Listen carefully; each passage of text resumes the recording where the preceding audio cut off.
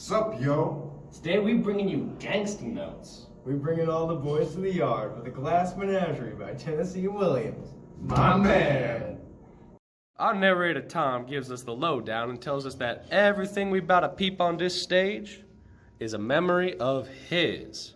He also tells us that his daddy skipped town a long time ago, leaving his mother Amanda and his sister Laura cashed out on a struggle. So now Tom gotta be the breadwinner.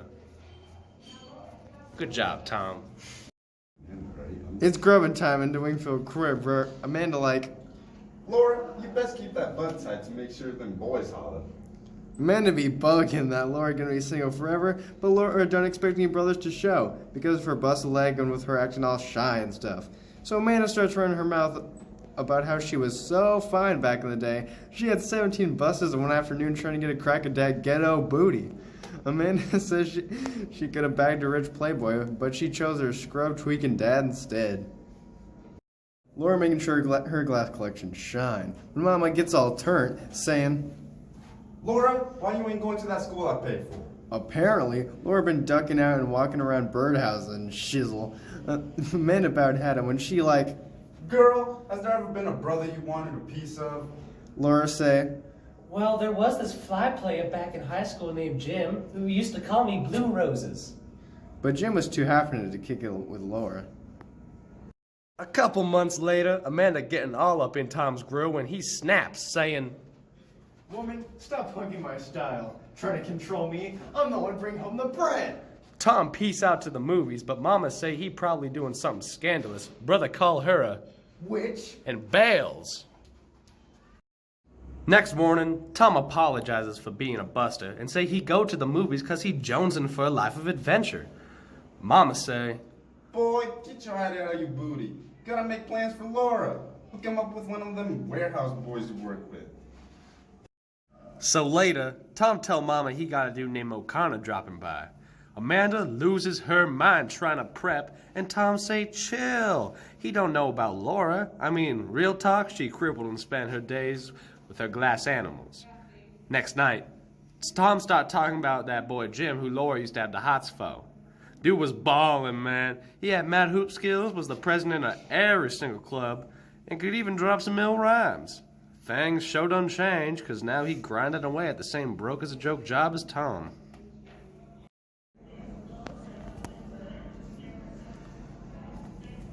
Amanda stuffed Laura's bra, so she looking real fine.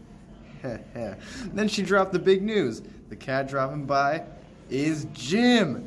Laura wigs out so hard that when the boys arrive, Laura chokes and got dip out to another room. Dang, Laura, you skirt. Jim and Tom chill and conversate about the warehouse. Apparently, Tom about to get the boot, but he already got plans to join the Merchant Seamen's Union. Matter of fact, he signed up using the cheddar he was supposed to pay with the electric bill with. Amanda busts in, jabbering again about how all the brothers wanted her back in the day. Whoa. It's all sipping and chowing, then bam, the lights go out. Spark some candles and Jim go pour up a glass of wine for Laura. Jim start throwing game at Laura, calling her an old-fashioned type of girl, and saying he never noticed her janky leg back in high school. Laura talking about school and her glass collection when Jim say, Girl, you so fly you don't even know. You just need some confidence, boo. Then Laura showed him her favorite thing, a glass unicorn. Jim hears somebody dropping fresh beats nearby, so he asks Laura to dance. They bring it on the dance floor, when crash! That unicorn gets busted. Brother think he got a build of confidence, so he kissed her, but immediately recognizes he done messed up, cause turns out he getting married next month. Damn. Laura gives him the broken unicorn as a souvenir. Gee, thanks. When Amanda comes in, Jim say, Yo, gotta bounce, I'm engaged. Thanks for dinner and the unicorn, though. Amanda just about poops herself and starts getting crunk on Tom, saying he made him look like fools bringing home an engaged man and that he ain't nothing but a selfish beehole whose head is always in the clouds. Tom chucks deuces out of that trap to get his adventure on, but no matter how far he go, he always thinking of his poor sister Laura.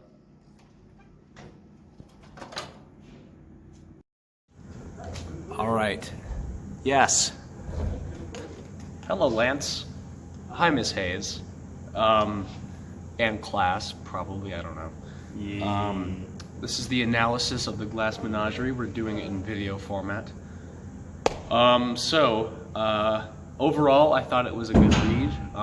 It was very interesting to, you know, there's not a lot of things written about Midwest 1930s, and this is that. And Tennessee Williams has a nice writing style, and the characters were very well developed. What about you?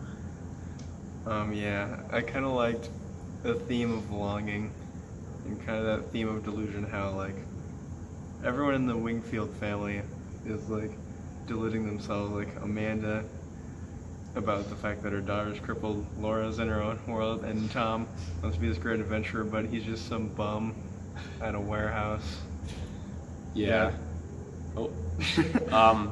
A theme that I thought was really good was the theme of that everybody is living in the past, kind of, or like living in a different world. Amanda's living in the past with her, you know, faded Southern belle, you know, ideals, and she thinks she's all, you know, all that in a bag of chips. Laura's like living, Laura's living, you know, just at the most like noticeable way, actually like living in a different world, like in her mind with her glass animals. And Tom is living in a different world by going and seeing movies and stuff like that and longing for life adventure. And also Jim is living in sort of a different world. Yeah, I know, right? He's living in a different world in the way that, or in the sense that he is like, he was like super cool and super like, you know, like awesome. You know, he was the president of every club, and he had mad hoop skills, and could sing. But now he just works in a warehouse. So yeah. Overall, I give it like a 8 out of 10. I mean, it wasn't too good, but you know, I mean, it was okay. Thanks, Tennessee Williams. For me, overall, I'd give it a 9 out of 10. I guess the only reason why I don't give it a 10 out of 10 is because there was only really one major, like, thing that happened. You know, it was all revolving around one thing. Laura's, like, the main story only revolves kind of around Laura getting with Jim or with somebody. But I also liked all the little conflicts that happened between, like, Amanda and Tom. And I really liked the beginning in the end where it's Tom's memory and it's him narrating. That's the bell to go to fourth block. So we're gonna cut the analysis here.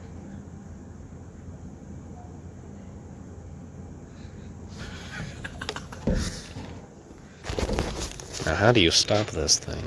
Say something. Osteoporosis.